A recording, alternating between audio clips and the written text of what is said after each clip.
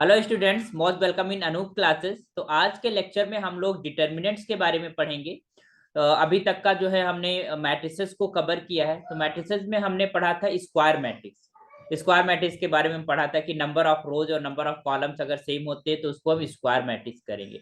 तो अब हम क्या करेंगे कि हर एक स्क्वायर मैट्रिक्स के लिए एक नंबर असाइन करेंगे। वो नंबर हमारी कॉम्प्लेक्स भी हो सकती है, वो रियल भी हो सकती है। तो एक नंबर असाइन करेंगे, वो जो नंबर असाइन होगा वो नंबर ही उस स्क्वायर मैट्रिक्स का क्या कहलाता है, डिटर्मिनेंट कहलाता है। ठीक है, और फिर हम हर एक स्क्वायर मैट्रिक्स का डिटर्मिनेंट निकालने के लिए सक्षम हो गए। हम हर एक स्क्वायर मैट्रिक्स का डिटर्मिनेंट निकाल सकते हैं। तो उसकी एक अलग थ्योरी बिल्ड हो गई और उस थ्योरी को हम लोग स्टडी करते हैं कि कैसे हम डिटर्मिनेंट्स को कैलकुलेट करते हैं। उनकी प्रॉपर्टीज को देखकर उनको प्रॉपर्टीज हम देखते हैं, बहुत कुछ पढ़ेंगे। और फिर हम लीनियर इक्वेशन को सोल्यूशन देखेंगे, कैसे लीनियर इक्वेशन को हम सॉल्व करते हैं डिटरमिनेंट को यूज करके। और डिटरमिनेंट का सबसे अच्छा एप्लीकेशन होता है क्रैमर रूल। अगर हमें पता है कि किसी भी सिस्टम ऑफ इक्वेशन का एक यूनिक सोल्यूशन है तो हम आसानी से उस सोल्यूशन को कैलकुलेट कर सकते हैं। ओके, तो आइए स्टार्ट करते हैं।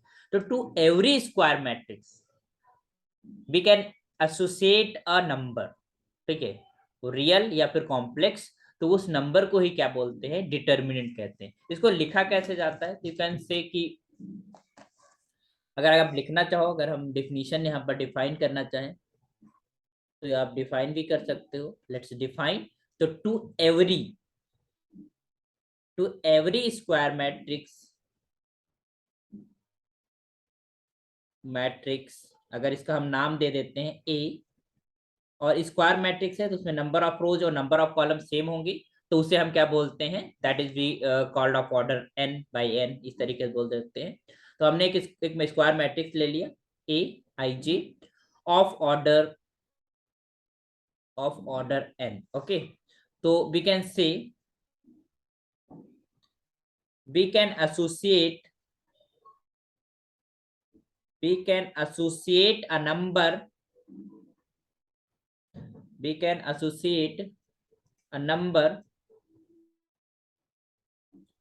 we can associate a number वो रियल भी हो सकती है या फिर हम कॉम्प्लेक्स भी हो सकती है, कॉम्प्लेक्स और रियल, इज कॉल्ड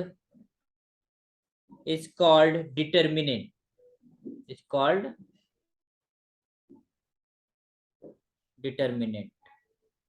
ओके, उसको हम क्या बोलते हैं, डिटर्मिनेंट कहते हैं। Okay, of the square matrix जो हमारे गिवन है ए।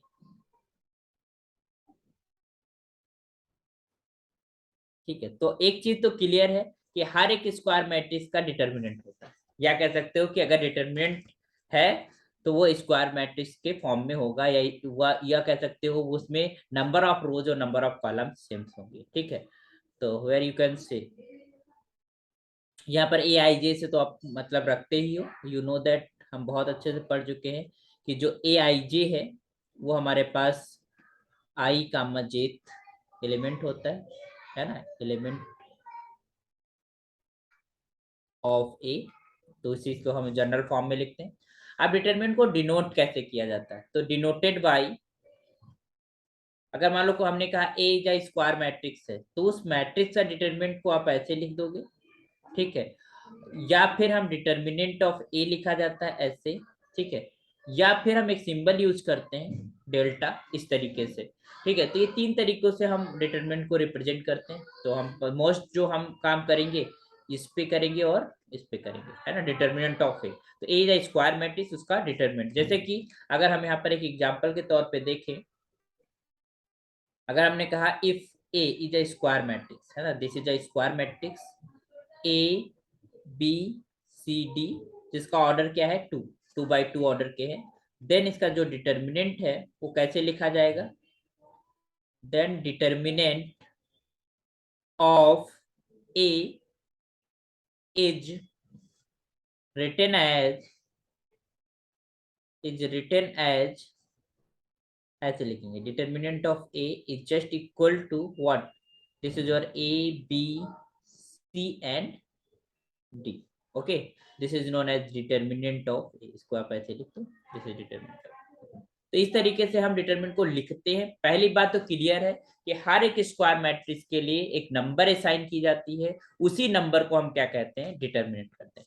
डिटरमिनेंट को लिखने का जो तरीका होता है वो जैसे कि हम मैट्रिक्स को लिखते थे, जैसे मैट्रिक्स को हम ऐसे लिखते थे, है ना, बट डिटरमिनेंट को हम टू लाइंस के बीच में लिखेंगे, ठीक है, टू वर्टिकल लाइंस के बीच में हम उस वैल्यूज को लिखेंगे। जैसे कि अगर हम बात करें, और दूसरा है determinant exist only for square matrices. तो इसका मतलब अगर हम बात करें कि किस किस ऑर्डर के हमारे पास डिटरमिनेंट्स हो सकते हैं, तो 1 by 1 ऑर्डर का हो सकता है, या सिंपली इसको 1 ऑर्डर का बोलेंगे, या 2 by 2 2 ऑर्डर का हो सकता है, 3 by 3 इस तरीके से हमारे पास डिटरमिनेंट्स होते हैं, 4 by 4 इस तरीके से, क्योंकि ये स्क्वायर मैट्रिसेस के ऑर्डर्स होते हैं, ठीक है। तो ये हमने एक मान लो 3 by 3 ऑर्डर का हमने एक डिटरमिनेंट लिखा। तो ये डिटरमिनेंट तुम्हारे पास कैसे लिखोगे, A11 A12 A13 A21 A22 और A23, है ना। फिर हमारे पास A31 A32 और A33। तो ये तुम्हारे पास एक डिटरमिनेंट हो गया 3 ऑर्डर का, 4 ऑर्डर का, 5 ऑर्डर का। हमारी टेक्स्ट बुक में जो भी हमारे 12th स्टैंडर्ड तक की जो चीजें हमें पढ़नी हो 3 ऑर्डर तक का पढ़नी। तो अब सवाल ये उठता है कि अगर हमारे पास कोई मान लो हमारे पास ये डिटरमिनेंट लिखा हुआ है, ठीक है, तो ये एक वैल्यू है, जैसे समथिंग रियल वैल्यू या फिर कॉम्प्लेक्स वैल्यू। तो वो वैल्यू कैसे कैलकुलेट होती है, उस पर काम करते हैं, कैसे हम निकालेंगे वो जो पर्टिकुलर नंबर है या वो डिटरमिनेंट की जो वैल्यू है वो हम कैसे कैलकुलेट करेंगे। तो उसका एक प्रोसीजर है, उसे हम फॉलो करेंगे और उसके अकॉर्डिंग हम लोग करेंगे। तो सबसे पहले बात आती है determinant of the first order, ठीक है। अगर हम बात करें कि फर्स्ट ऑर्डर का अगर डिटरमिनेंट है तो उसे हम कैसे कैलकुलेट करेंगे, determinant of a matrix of order 1 obvious सी बात है, वो स्क्वायर मैट्रिक्स है, तो उसका हम डिटरमिनेंट कैसे करेंगे। तो एक चीज ध्यान रखना, अगर ऑर्डर 1 का हमारे पास है तो ऑब्वियस सी बात है कि हम ऐसे लिखेंगे उस डिटरमिनेंट को A11 ऐसे लिखेंगे, 1 ऑर्डर 1 by 1 एक ही एलिमेंट होगा। तो वो जो एलिमेंट होगा उसकी जो वैल्यू होगी वही डिटरमिनेंट की वैल्यू हो जाएगी। तो A11 की जो वैल्यू है वही डिटरमिनेंट की वैल्यू होगी। जैसे कि अगर कहें डिटरमिनेंट ऑफ 2, तो ये क्या आएगा, 2 आएगा, जो इसकी इनिशियल वैल्यू है, जो उस एलिमेंट की वैल्यू है वही आ जाएगी। अगर हम कहें कि डिटरमिनेंट ऑफ -3, तो ये क्या आ जाएगा तुम्हारे पास -3, क्योंकि उसी की वैल्यू आएगा। या फिर डिटरमिनेंट ऑफ -1, तो ये 1 होगा, सॉरी -1 होगा। एक चीज ध्यान देना, जब हमारे पास देखिए अगर 2 एलिमेंट्स लिखे होंगे, टू ऑर्डर का होगा तो क्लियरली हम उसे नहीं एज अ मॉडुलस ट्रीट करेंगे। लेकिन समटाइम्स क्या होता है कि हम डिटरमिनेंट का क्वेश्चन कर रहे हैं बट 1 ऑर्डर का अगर हमारे पास कहीं आ गया और लिखा हुआ है -8, और आपको इसे डिटरमिनेंट की वैल्यू पूछा है, तो आपके दिमाग में आएगा कि ये मॉडुलस लिखा हुआ है, और मॉडुलस हमेशा क्या होता है, नॉन निगेटिव होता है, इसका मतलब वो पॉजिटिव वैल्यू आ जाएगा। नहीं, डिटरमिनेंट के केस में हमारे सिंबोलिज्म है जो डिटरमिनेंट को रिप्रेजेंट करती है, और उसमें सिंगल एलिमेंट है तो क्या ही गलत है ना। तो ये हमारे पास -8 होगा, ये +8 नहीं होगा। अगर वहां पर मॉडुलस की बात की गई है तो +8 हो जाएगा, फिर हम नॉन नेगेटिव नंबर की बात करते हैं मॉडुलस में, ठीक है। तो ये कंफ्यूजन नहीं होना चाहिए डिटरमिनेंट में। जब हम 1 ऑर्डर का डिटरमिनेंट कैलकुलेट करते हैं तो जो एलिमेंट होता है वो एलिमेंट का वैल्यू ही उस डिटरमिनेंट की वैल्यू होती है, ठीक है। तो ये हमेशा क्लियर रखिएगा। अब हम आते हैं दूसरे पे। अगर हम आपसे कहें what is value of the determinant 4, तो ये सिंपली 4 हो गया। व्हाट इज डिटरमिनेंट की वैल्यू -8, तो ये -8 हो जाएगा, है ना। इसी तरीके से डिटरमिनेंट की वैल्यू -5, तो ये -5 हो जाएगा। ये +5 नहीं होगा बिकॉज ये मॉडुलस नहीं है, ये डिटरमिनेंट है, ठीक है। और ये स्क्वायर मैट्रिक्स जो होती है 1 by 1 ऑर्डर की, उसके रिस्पेक्टिव डिटरमिनेंट है, ठीक है। अब आते हैं determinant of the order second. अगर सेकेंड ऑर्डर का कोई स्क्वायर मैट्रिक्स है तो उस स्क्वायर मैट्रिक्स को रिप्रेजेंट करने वाला डिटरमिनेंट कौन सा होगा, है ना। तो let us right here determinant of a square matrix, a matrix of order 2, है ना। अगर ऑर्डर 2 है तो उसके लिए हम नंबर कैसे असाइन करेंगे, या वो नंबर कौन सी होगी डिटरमिनेंट की। तो यू नो दैट कि अगर हमें 2 ऑर्डर का कोई डिटरमिनेंट है तो उसे कैसे लिखेंगे, A11 A12 A21 A22 ऐसे तो लिखते थे, मैट्रिक्स लिखते थे। अब मैट्रिक्स के रिस्पेक्टिव हमारे पास डिटर्मिनेंट हो गया। आप डिटर्मिनेंट की वैल्यू कैसे कैलकुलेट करते हैं? तो एक चीज ध्यान देना, हमने स्क्वायर मैट्रिक्स में बताया था कि डायगोनल होता है, मेन डायगोनल, एक मेन डायगोनल होता है, एक बैकवर्ड डायगोनल होता है। तो ये वाली जो डायगोनल होती है इसको हम मेन डायगोनल बोलते हैं, और ये वाली जो डायगोनल होती है इसको हम बैकवर्ड डायगोनल बोलते हैं। तो आपको करना क्या है कि इस तरीके जब सेकेंड ऑर्डर के हमारे पास डिटर्मिनेंट हो 2/2 ऑर्डर की, ठीक है, तो उसका वैल्यू निकालने के लिए हम क्या करते हैं, जो मेन डायगोनल के एलिमेंट्स हैं जैसे कि A11, उनको आपस में मल्टीप्लाई कर लेते हैं, ठीक है, और जो बैकवर्ड डायगोनल के एलिमेंट्स हैं उनको आपस में मल्टीप्लाई कर लेते हैं, A12 और A21, और उसमें से माइनस कर देते हैं, ठीक है। तो एक चीज ध्यान रखिए, सेकेंड ऑर्डर का अगर कहीं पर डिटरमिनेंट दिखता है तो उसकी वैल्यू क्या करेंगे, मेन डायगोनल के एलिमेंट्स को आपस में मल्टीप्लाई करके और बैकवर्ड डायगोनल के एलिमेंट को आपस में मल्टीप्लाई एक दूसरे से मतलब सब्ट्रैक्ट कर देते हैं, है ना। तो दिस इज द प्रोसेस। तो ध्यान देना, हमें क्या करना है, दिस देन दिस, ठीक है, पहले मेन डायगोनल उससे बैकवर्ड, उसके बाद माइनस बैकवर्ड डायगोनल का जो भी प्रोडक्ट आएगा। तो जैसे कि अगर हमें मान लो निकालना हुआ, जैसे हमको एग्जांपल के तौर पे देखें कि व्हाट इज द डिटरमिनेंट, तो डिटरमिनेंट लिखने का तरीका तो यही हो गया, 2 4, यहाँ पर माइनस का 1 और एक 2, मान लो ये है, और इसका हमें निकालना है वैल्यू। तो हम क्या करेंगे, मेन डायगोनल ये है, ठीक है, तो 2 से मल्टीप्लाई करो, 2 2 जा 4, या 2 ऐसे लिख सकते हो एक बार, और फिर माइनस लगाना है, ये 4 -1 के साथ मल्टीप्लाई होगा तो 4 ऑफ -1। ध्यान देना, इनका आपस में जो मल्टीप्लाई होगा, जैसे माइनस का 1 है 4, तो 4 और -1 माइनस का 4 आ जाएगा, तो वो अपना सिंबोलिज्म है, वो उसकी अपनी वैल्यू आएगी। लेकिन इनके बीच में माइनस लगा हुआ है जो यहाँ पर, ठीक है, तो एलिमेंट्स को आप देखिएगा, ये 2 2 जा क्या हो जाएगा 4, और इसमें से हो जाएगा माइनस और माइनस प्लस, तो प्लस का 4, तो ये कितना आ जाएगा 8 आ जाएगा। और कर लेते हैं, जैसे कि अगर 1 0 और 1 0 ये मान लो है, अब इसका हमें डिटरमिनेंट का वैल्यू निकालना है, तो हम क्या करेंगे, 0 × 0, मतलब इसको हमें पहले आपस में मल्टीप्लाई करना मेन डायगोनल को, 1 × 0 माइनस का 0 × 1, तो ये क्या हो जाएगा 0 - 0 मतलब 0। तो इस तरीके से हम किसी भी डिटर्मिनेंट का वैल्यू कैलकुलेट करते हैं अगर उसका ऑर्डर 2 है, कोई भी डिटर्मिनेंट होगा। अगर हम कहें कि व्हाट इज द ABCD, ये हमारे पास है और इसका हमें निकालना है कि इसका डिटर्मिनेंट की वैल्यू क्या होगी, तो क्या हो जाएगा AD - BC, कुछ नहीं, बस यही करना है। मेन डायगोनल ये याद रखना है कि टॉप जो तुम्हारे पास लेफ्ट कॉर्नर है, ठीक, उससे हमारे पास राइट डाउन कॉर्नर जो होगा उसमें से हमें मल्टीप्लाई करना होता है, ये जो मेन डायगोनल होती है ना, मेन डायगोनल ये होती है, इनके एलिमेंट्स को आपस में मल्टीप्लाई करना है और उसमें से बैकवर्ड डायगोनल को सब्ट्रैक्ट करना है, ठीक है। तो ये हमारे पास डिटरमिनेंट की वैल्यू निकल आती है सेकेंड ऑर्डर की, क्लियर। तो फर्स्ट ऑर्डर का डिटरमिनेंट का वैल्यू निकालना सीख ली। सेकेंड ऑर्डर का अगर हमारे पास कोई डिटरमिनेंट दिया हुआ है तो आसानी से उसकी वैल्यू निकाल सकते हैं। और एग्जांपल्स कर लेते हैं एक आधा, जैसे कि 4 9 2 1 ये है मान लो, ठीक है, तो कुछ नहीं, 4 1 जा 4, इसको इसको आपस में मल्टीप्लाई करेंगे, 4 1 जा 4, ये 4 हो गया, और 9 2 जा 18 माइनस का 18, और 18 में से 4 चला जाएगा तो माइनस का 14, ओके, तो ये आपका आंसर होगा। तो this is the second order का डिटरमिनेंट कैसे निकालते हैं। अगर सेकेंड ऑर्डर का कोई स्क्वायर मैट्रिक्स है तो उसका रिस्पेक्टिव डिटरमिनेंट हम कैलकुलेट कर सकते हैं, या डायरेक्टली डिटरमिनेंट ही दे रखा है तो हम कैलकुलेट कर सकते हैं। अब हम बात करेंगे determinant of the order third, है ना। चलिए आइए, तो अच्छा एक और कर लेते हैं सेकेंड ऑर्डर पे, ठीक है, एक अगर एग्जांपल हम लिख लेते हैं जरा यहाँ पे। यहाँ पर हमारे पास है बिल्कुल स्ट्रेट वर्टिकल लाइन बनती है, ठीक है, ध्यान रखिएगा ये ऐसे होती, और अगर आपने पढ़ा है पहले तो आपको पता ही होगा कि कैसे होता है, कैसे लिखा जाता है ना। बाकी आप प्रैक्टिस कीजिए, ठीक।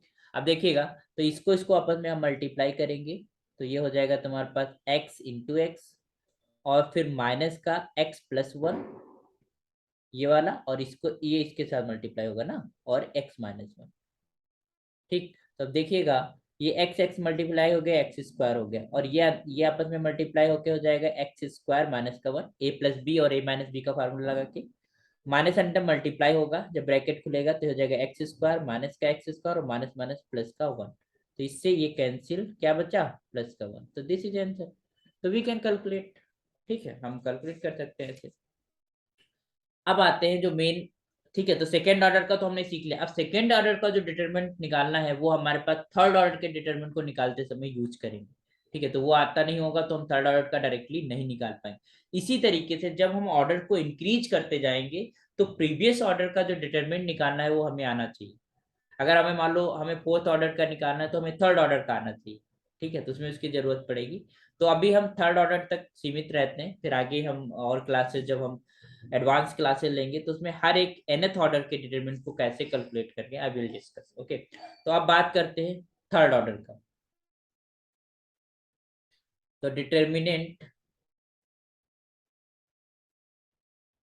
Determinant of a matrix of order 3 by 3, है ना। थर्ड ऑर्डर का है कोई डिटरमिनेंट, तो उसका हम कैसे कैलकुलेट करेंगे, ठीक है। तो आइए पहले तो हम रिप्रेजेंटेशन देख लेते हैं इसका। यू नो दैट कि अगर हमारे पास ए कोई स्क्वायर मैट्रिक्स है तो उसका डिटरमिनेंट ऐसे लिखा जाता है। इसमें तुम्हारे पास ऐसे एलिमेंट लिखते हैं A11, A12, A13, A21, A22, A23 और A31, A32 और A33। अब एक चीज ध्यान देना, यहाँ पर जो एलिमेंट्स की पोजीशंस हैं, जैसे कि यहाँ पर A11 first row first column का एलिमेंट है, first 12 A12 first row second column का एलिमेंट है, फिर यहाँ पर A13 first row third column का एलिमेंट है, इसी तरह A21 first second row first column का एलिमेंट है। तो पोजीशन बहुत मैटर करेगा यहाँ पर हर एक एलिमेंट का। तो पोजीशन तो हमें पता ही है कि इस तरीके से होता है, 11 A12 13 इस तरीके से, ठीक है। तो एक चीज ध्यान दीजिएगा कि यहाँ पर हमारे पास you know that this is rows, this is को कह सकते हैं R1, ये R2 और यहाँ पर R3, ये 3 रोज होती हैं और 3 कॉलम्स होती है, C1 इसको C2 और C3। तो यहाँ पर जो ये मैट्रिक्स है स्क्वायर मैट्रिक्स, इसका जो डिटर्मिनेंट है जो हमने अभी लिख रखा है यहाँ पे, इसको निकालने के 6 तरीके, 6 वेज से हम कैलकुलेट कर सकते हैं। अब वो कैसे, और सबकी वैल्यू सेम आएगी, ठीक है। ऑब्वियस सी बात है कि एक ही नंबर असाइन होगा, एक यूनिक नंबर असाइन होगा। इवन दो अगर हम थोड़ा और अच्छा जानने की कोशिश करें तो जो डिटर्मिनेंट होता है वो एक फंक्शन होता है, कहाँ से, स्क्वायर मैट्रिक्स से रियल और कॉम्प्लेक्स नंबर के सेट के ऊपर, ठीक है। कि हर एक स्क्वायर नंबर के लिए एक यूनिक हमारे पास नंबर होती है, उसको हम डिटर्मिनेंट बोलते हैं। तो डिफरेंट तो नहीं आएंगे, एक यूनिक नंबर आएगा। तो इसके वेज 6 हैं, हम 6 तरीके से इस मैट्रिक्स को हम के जो है निकाल सकते हैं। तो क्या 6 वेज हैं, किस तरीके से, तो हम बारी बारी से इसको हम लिखना शुरू करते हैं। देखिएगा, हम एक्सपेंड करते हैं इसको, ठीक है।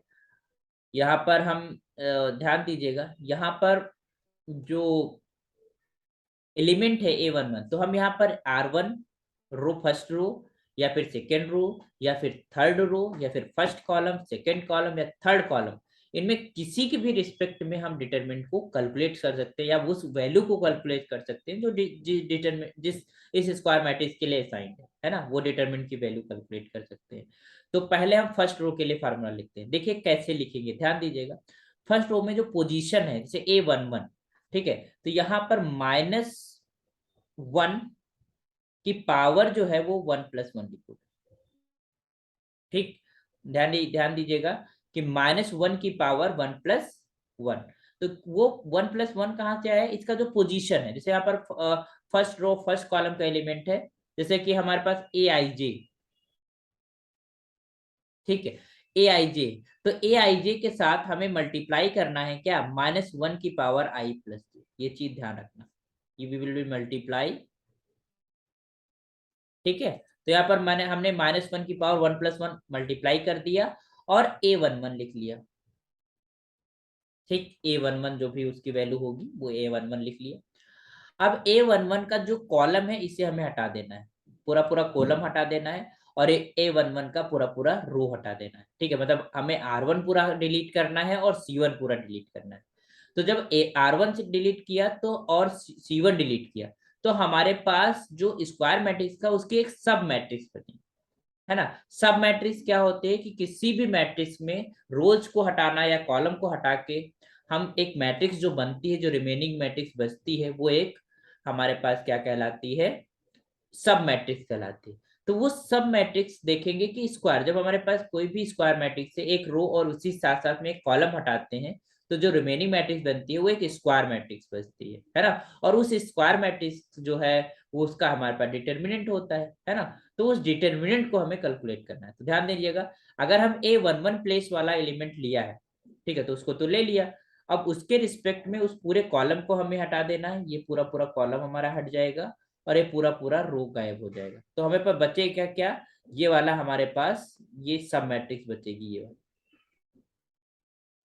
ठीक, तो इस सब मैट्रिक्स का क्या लिखना है, डिटर्मिनेंट। ध्यान देना, A22, A23 और A32 और A33।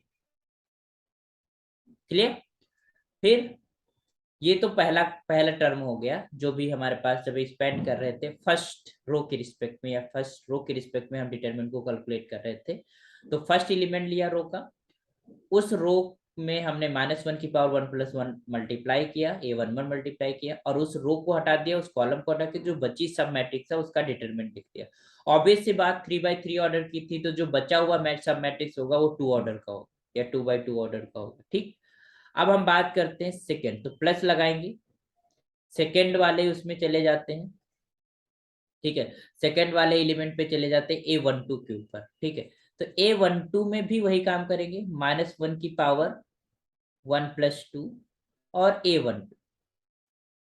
क्लियर। और फिर वही काम करेंगे, ये पूरी C2 हटा देंगे और हमारे पास R1 हटा देंगे, तो R1 पूरी पूरी रो चली गई और C2 पूरी पूरी कॉलम चली गई। तो ये वाला एलिमेंट बचा, ये वाला एलिमेंट बचा और ये वाली हमारे पास एलिमेंट बचा। तो ये हमारे पास, इसके लिए हम लिखेंगे अपनी डिटर्मिनेंट A21, A23 और A31 और A33।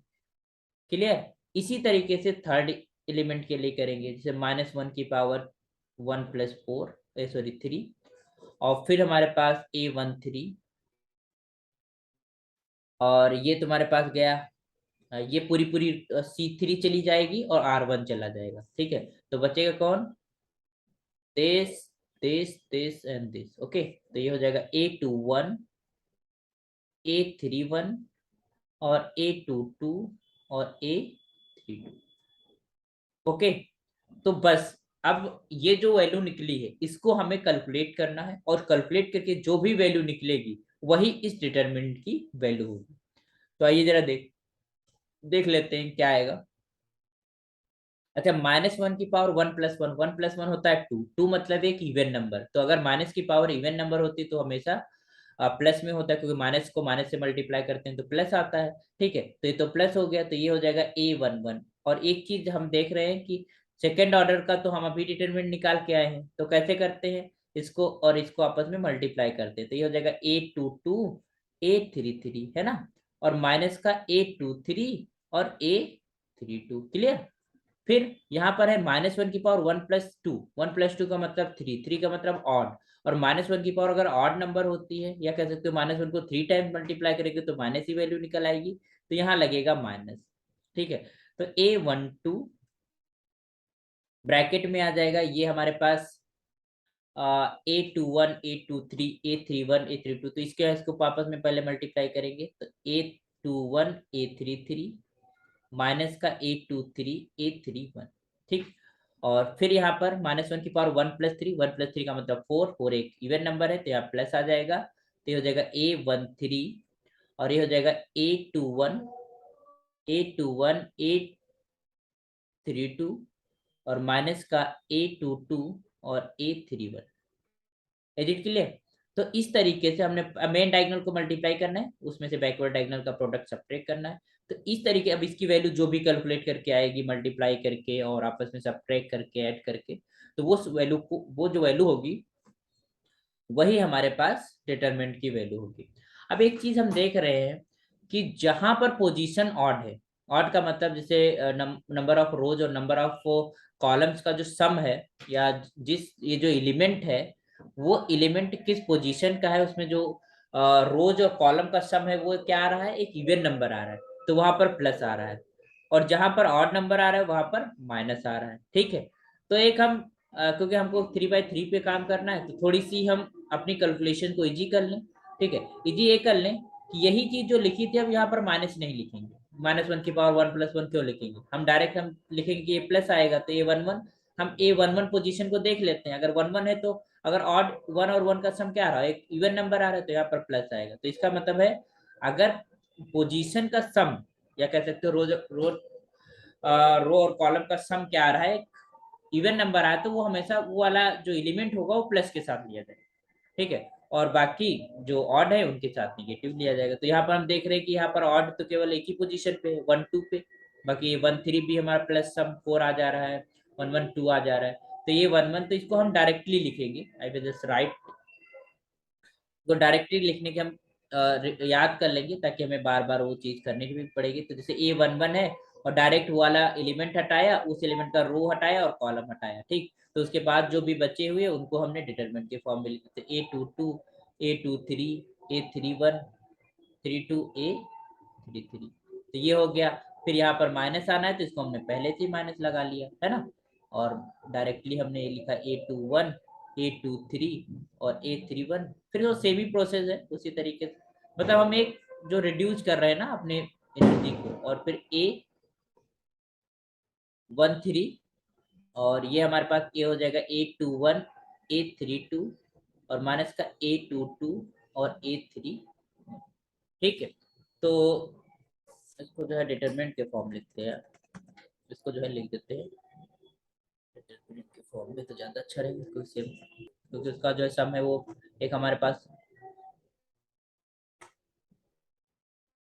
ठीक है, तो ये हमारे पास हो जाएगा A21 A21 A22 और A31 और A32। क्लियर, ये हमारे पास मैट्रिक्स का डिटरमिनेंट निकालने का विद द फर्स्ट रो के अकॉर्डिंग। ठीक, अब इसी तरीके से हम सेकंड रो को भी एक्सपेंड कर सकते हैं। आइए जरा देखते हैं सेकंड रो को कैसे एक्सपेंड करेंगे। तो जब सेकंड रो को एक्सपेंड करेंगे, तो ये R2 है, जैसे A21 है, तो अब A21 के साथ माइनस लगेगा। क्यों? क्योंकि इनका सम क्या आ रहा है, ऑड। 1 और 2 का सम क्या आ रहा है, ऑड नंबर, तो माइनस लगेगा। तो ये माइनस से शुरुआत होगी, A21, और फिर इस वाले रो को हटा दो R2 को, और फर्स्ट वाले कॉलम को हटा दो, तो ये बचेगा तुम्हारे पास क्या, A12 A13 और A32 और A33। क्लियर, ये तो बचेगा भाई। ये वाली पूरी पूरी हमारे पास, ये वाली पूरी पूरी जो है रो चली जाएगी, ये सेकंड वाली, और फर्स्ट वाला कॉलम चला जाएगा। तो जो बचेगा एलिमेंट वो ये वाले बचेंगे, ये वाला ये वाला ये वाला ये वाला, है ना। इसी तरीके से सेकंड पे आएंगे A22 वाले पे, तो 2 + 2 4, एक इवन नंबर है तो प्लस लगाएंगे। ठीक है, और प्लस लगाने के बाद ये वाला हमारे पास सेकंड कॉलम और सेकंड रो दोनों चला जाएगा, तो ये बचेगा कॉर्नर एलिमेंट बनेगी A11 A13 और A31 और A33। क्लियर, फिर इसी तरीके से लास्ट वाला जो रो के एलिमेंट है A23,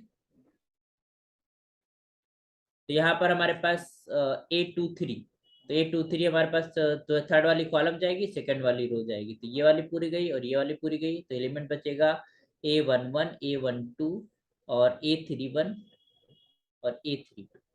ठीक है, ध्यान दीजिएगा यहाँ पर माइनस आएगा, क्यों? क्योंकि यहाँ पर ऑड है सब, 2 3 मतलब 2 और 3 5, तो ये ऑड आ जाए, तो माइनस प्लस माइनस। ठीक, तो इस तरीके से हम रोज के अकॉर्डिंग स्पेंड करते हैं। फिर इसी तरीके से कॉलम, कोई भी एक कॉलम पकड़ लिया, उस कॉलम का जो एलिमेंट्स हैं, ठीक है, उस एलिमेंट में माइनस प्लस लगाएंगे अकॉर्डिंग टू देयर पोजीशन, और जो उस एलिमेंट को डिलीट करने के बाद जो भी हमारे पास सब मैट्रिक्स बनेगी, उसका हम क्या निकालेंगे, डिटरमिनेंट, उसमें मल्टीप्लाई कर देंगे। ठीक है, तो ये टर्मोलॉजी हमारे पास। अगर हम मान लो किसी कॉलम, मान लो हमने फर्स्ट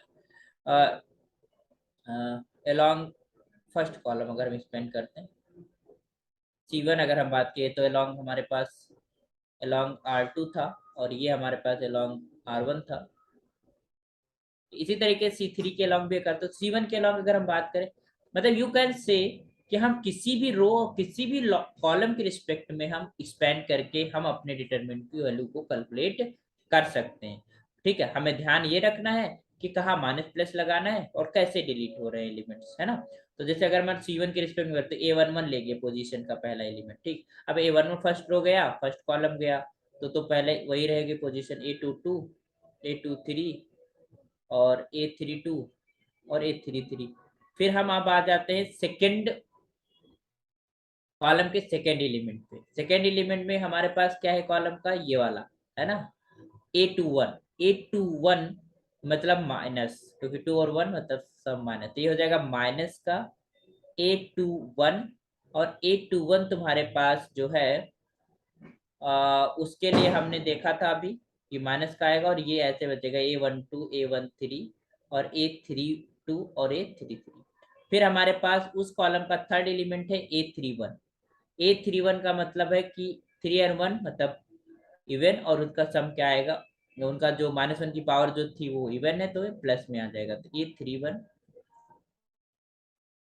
और फिर हमारे पास आ जाएगा, इसको हमें जब डिलीट करेंगे तो थर्ड वाली रो हटानी है और फर्स्ट वाला कॉलम, तो ये बचेगा A12 A13 और A22 और फिर A23। क्लियर। तो इस तरीके से हमारे पास ये आपने जो फर्स्ट कॉलम के रिस्पेक्ट में कर दिया, और हम देखेंगे कि सबका आंसर सेम ही आएगा। तो ये बहुत अच्छा हमारे पास चॉइसेस हैं कि हमारे पास जो थर्ड ऑर्डर का डिटरमिनेंट कैलकुलेट करना है उसको हम किसी भी रो और किसी भी कॉलम के रिस्पेक्ट में एक्सपेंड कर सकते हैं। तो आइए इसी पे एक सवाल कर लेते हैं कि कैसे हम उस वैल्यू को निकालते हैं। तो जैसे कि मान लो सपोज दैट, अब एक चीज ध्यान देना, अभी देखो यहाँ पर एक चीज तो क्लियर है कि हम जिस कॉलम के रिस्पेक्ट में या किसी जिस भी रो के रिस्पेक्ट में कर रहे थे उसके जो एलिमेंट्स हैं वो एलिमेंट्स हर एक टर्म में मल्टीप्लाई होते हैं, है ना। उनको हम कॉलम और रो हटा के जो हमारे पास डिटरमिनेंट बचता है उस डिटरमिनेंट के साथ में हम उस नंबर को मल्टीप्लाई करते हैं। एक चीज तो क्लियर है। तो अगर हमें मान लो कि एक डिटरमिनेंट निकालना है, सपोज दैट ये हमारे पास डिटरमिनेंट है, ये हमने लिख लिया है 1 2 4 -1 3 0 और 4 1 0। अब ध्यान दीजिएगा, अब इसमें तुम करने को तो फर्स्ट रो के रिस्पेक्ट में भी कर सकते हो, सेकंड रो के रिस्पेक्ट में, थर्ड रो के रिस्पेक्ट में कर सकते हो, ठीक है ना। First column second column third column के रिस्पेक्ट, बट हम एक चीज देख रहे हैं कि जब थर्ड कॉलम में हम आते हैं तो थर्ड कॉलम में नंबर ऑफ जीरोस ज्यादा है। जैसे हमारे पास थर्ड कॉलम में 2 जीरोस पड़ जाते हैं, 4 0 0, ये तो हमारे पास C3 हो गया। तो हमें पता है कि उस कॉलम या रो के जो एलिमेंट्स हैं वो भी मल्टीप्लाई करते हैं टर्म के अंदर। तो अगर जीरो मल्टीप्लाई जीरो है तो जीरो से मल्टीप्लाई करेंगे तो जीरो ही हो जाएगा टर्म, है ना। तो हमें बहुत ज्यादा मेहनत नहीं करनी पड़ेगी। तो अगर हम डायरेक्टली इसको C3 के मतलब रिस्पेक्ट में एक्सपेंड करें, अब C3 का जो ये वाला एलिमेंट है इसकी पोजीशन क्या है, A13। A13 का मतलब 1 3 मतलब 1 और 3 मतलब 4, इसका मतलब इवन, इसका मतलब प्लस के साथ रहेगा, तो ये 4 आ जाएगा प्लस के साथ। फिर हमारे पास ये वाला कॉलम हटा देना है हमको और ये वाला रो हटा देना है, तो जो बचेगा वो माइनस का 1 3 4 और 1 ये बचेगा। और बाकी जो है तुम्हारे पास मान लो इस पोजीशन वाला निगेटिव है तो ये निगेटिव का 0, फिर पॉजिटिव का 0, हमें और कुछ करने की जरूरत नहीं, क्योंकि 0 अगर कुछ नंबर और दूसरी निकल के भी आएगी तो 0 आ जाए, तो आगे करने की जरूरत ही नहीं है अगर उस एलिमेंट ही 0 है तो प्रोडक्ट होके 0 हो जाएगा।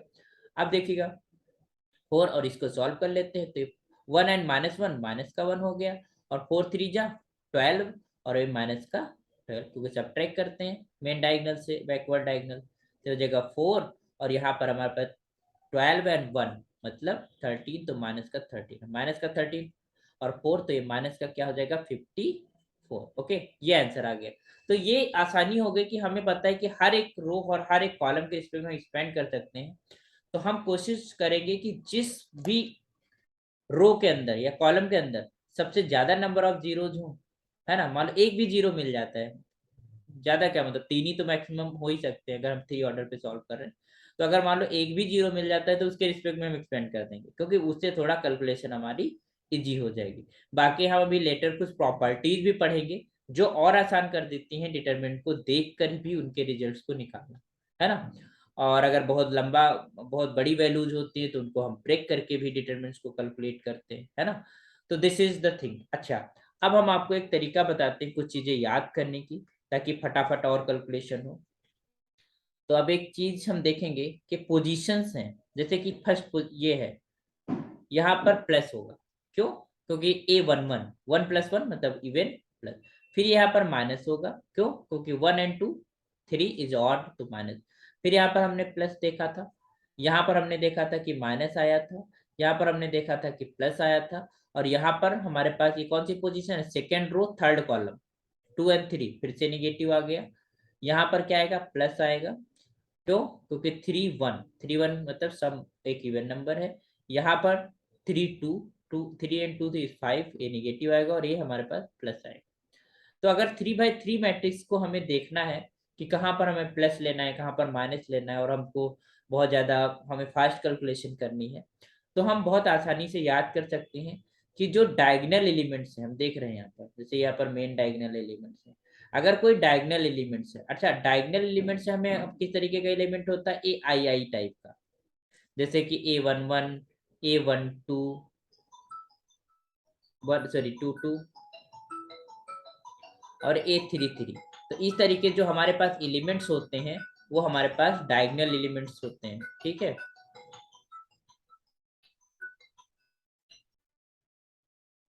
तो ये जैसा कि हम बता रहे थे कि A11 A22 A33 ये डायगोनल एलिमेंट्स हो जाते हैं, और बैकवर्ड डायगोनल। ठीक है, तो बैकवर्ड डायगोनल वाले एलिमेंट्स कौन से होते हैं हम देखेंगे जरा। जैसे कि ए आपका 3 1 हो गया, है ना, और A22 तो कॉमन ही हो गया, और A3 1 हो गया, है ना। ये 1 3 हो जाएगा और वो 3 1 हो जाएगा। ठीक, अब इनका जो सम होगा वो 4 होगा, जैसे 1+3 2+2 एंड 3+1। तो ये हमारे पास इनका सबका सम क्या होगा? 4 होगा। तो जिनका भी सम 4 होता है वो, और दूसरा डायगोनल। तो डायगोनल एलिमेंट्स पे या फिर ऐसे याद रखना है कि plus minus plus, minus plus minus, plus minus. ठीक है, कॉलम में याद रखो, तो इसका मतलब ये बहुत आसान हो जाता है हमें ये चीजें देखना कि हमें कहाँ प्लस लेना है, कहाँ माइनस लेना है। फटाक से हमें ये फिर नहीं मेमोराइज करना पड़ेगा, फर्स्ट रो सेकंड कॉलम है, सेकंड रो फर्स्ट कॉलम है ना। ये सारी चीजें से हम बचे, तो ये चीज ध्यान रखना, अल्टरनेट प्लस माइनस चलेगा, but third by third order तक ही सीमित है, बाकी ऑर्डर्स के लिए अलग तरीके से रूल चलता है। पहली बात तो ये। दूसरी बात है, अगर और फास्ट कहीं मान लो कॉम्पिटिटिव एग्जाम को दे रहे हो और आपको बहुत और फास्ट करना है, तो आपको एक और तरीका बताते हैं कि जैसे हमने अभी देखा था,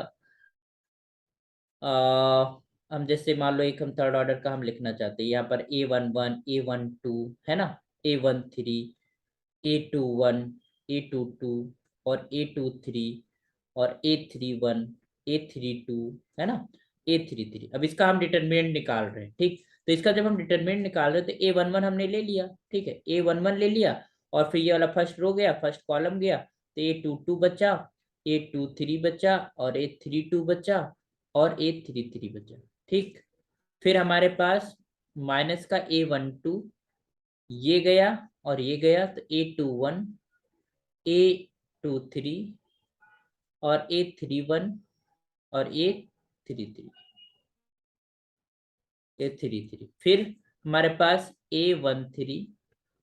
ठीक है, हमारे पास ये वाला कॉलम जाएगा, ये वाला रो जाएगा, तो A21 A31 और फिर A22 और A32। ओके, तो ये हमारे पास है। इसको हम जो सॉल्व सोल्व करते हैं, तो यहाँ पर A11, फिर हमारे पास A22 और फिर A33 माइनस का हो जाता है A32 और A23। ओके, फिर यहाँ पर A12 है, और ये हो जाएगा A21 A33 माइनस का A23 और A31।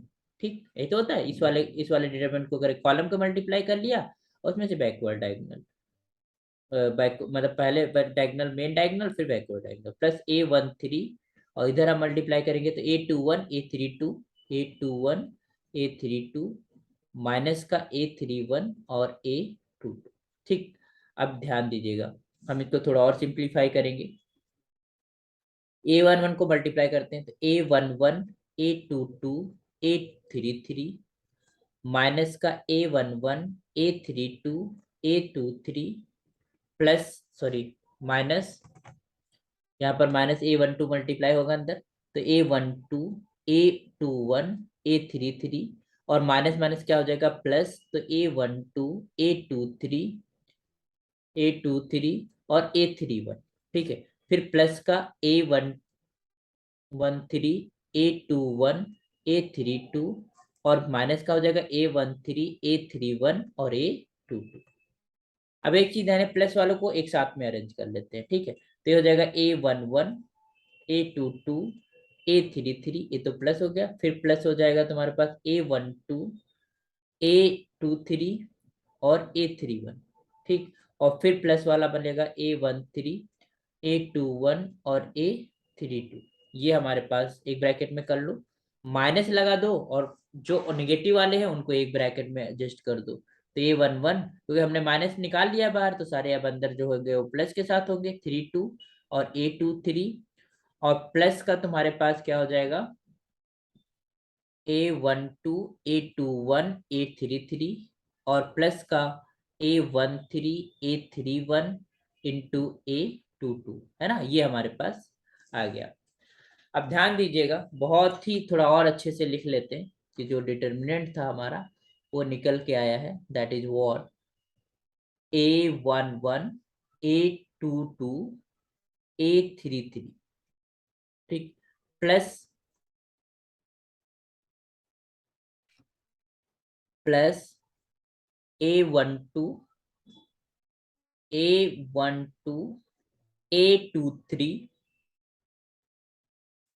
A23 और A31 प्लस का A21, यहाँ पर A12 आगे पीछे भी कर सकते, A21 A32 A13, ये हो गया एक ब्रैकेट में। फिर माइनस लगाते हैं और ये हो जाएगा A11, या फिर हम इस वाले टर्म को पहले लिखते हैं, इस वाले टर्म को, ठीक है। A13 A22 और A31, फिर प्लस हम A12 इसको फिर लिखते हैं A12 A2 A12 और फिर A21 फिर A33 प्लस तुम्हारे पास ये वाला टर्म आ जाएगा A11 A32 और फिर हमारे पास A23, ठीक। ये चीज हमारे पास आई। अब देखिएगा, हम ये जो चीज कर रहे हैं ये अपने एग्जाम में आप डायरेक्टली ना करिएगा, तो हो सकता है जो है टीचर्स उसको मार्क्स ना दे। बट कॉम्पिटिटिव एग्जाम्स में आप इस प्रोसेस से 3/3 ऑर्डर के, this is only for 3/3 order, हम आसानी से डिटरमिनेंट को कैलकुलेट कर लेते हैं कम समय में, अगर हमारी प्रैक्टिस अच्छी है तो, ठीक।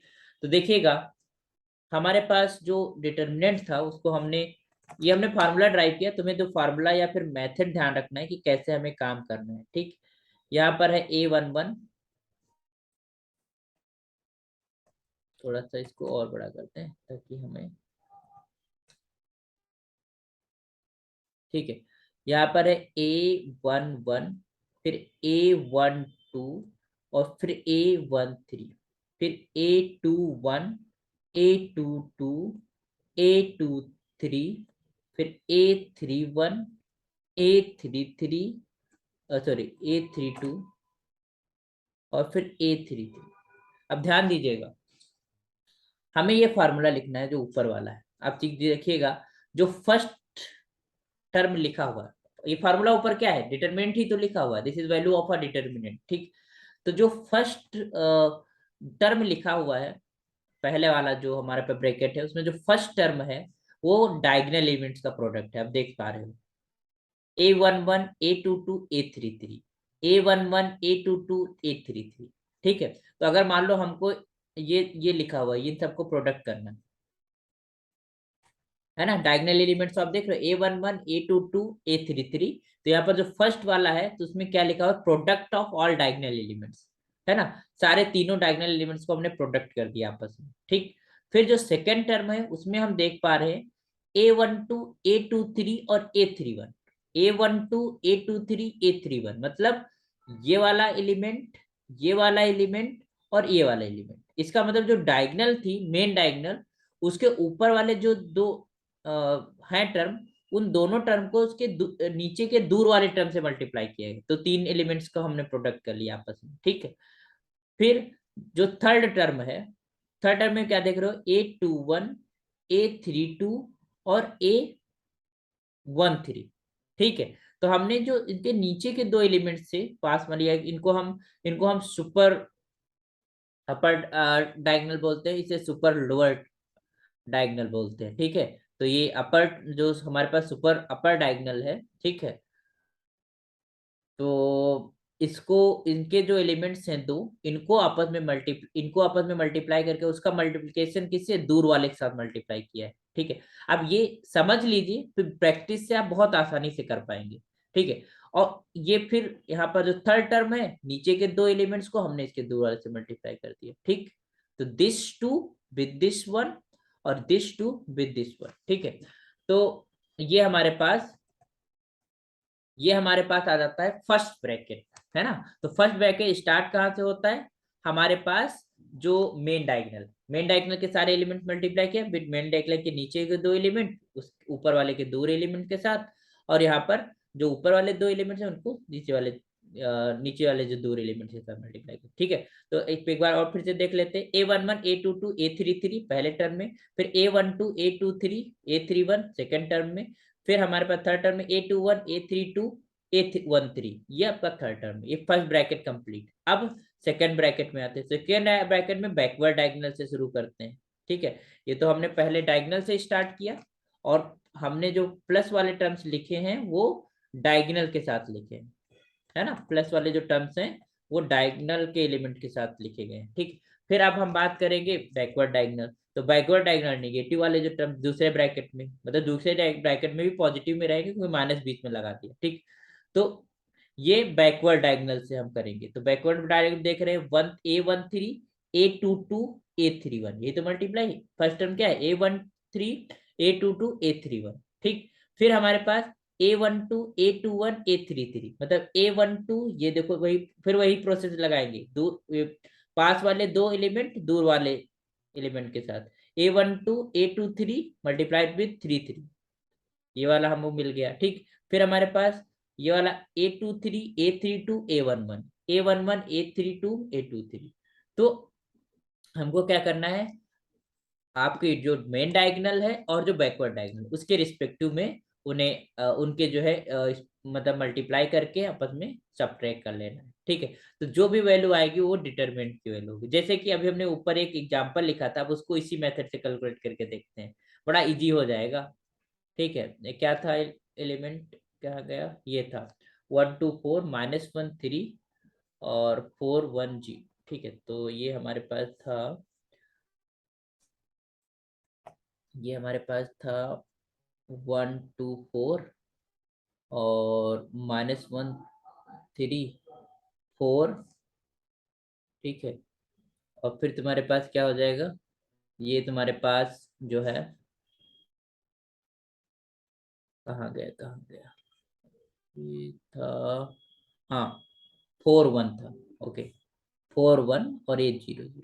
अब देखिएगा, इसको हम इसी तरीके से करेंगे, ठीक। अब एक चीज देखिए, 1 3 और 0, डायगोनल एलिमेंट में क्या है, 1 3 और 0, तो इनको आपस में मल्टीप्लाई करेंगे तो 0 आएगा, है ना। भाई 0 से मल्टीप्लाई करेंगे तो 0 ही या तो आएगा। तो 1 3 4 आपस में मल्टीप्लाई करना है तीनों एलिमेंट्स को, तो 1 3 4 0, फिर 2 ये 2 0 और फिर इस 4 के साथ, तो यहाँ पर भी 0 आ जाएगा। और फिर तुम्हारे पास ये -1, -1, -1, और ये 4, तो ये -4 हो गया, ये पहला ब्रैकेट हो गया।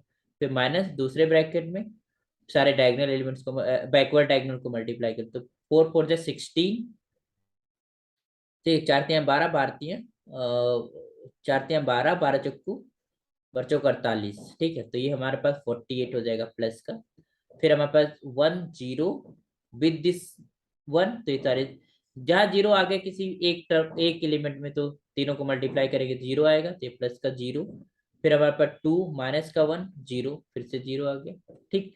तो हमारे पास क्या बचेगा, -4 और -48, तो ये हमारे पास माइनस का 52, तो आ गया वही आंसर। ठीक है, तो ये इससे इजी क्या हुआ कि हमारी जो कैलकुलेशन अगर हमारी फास्ट है तो हम कम समय में हम उसको मल्टीप्लाई कर पाएंगे। ठीक है, कम समय में हम उसको मल्टीप्लाई कर पाएंगे। ठीक है, तो इन सारी चीजों को हम करेंगे।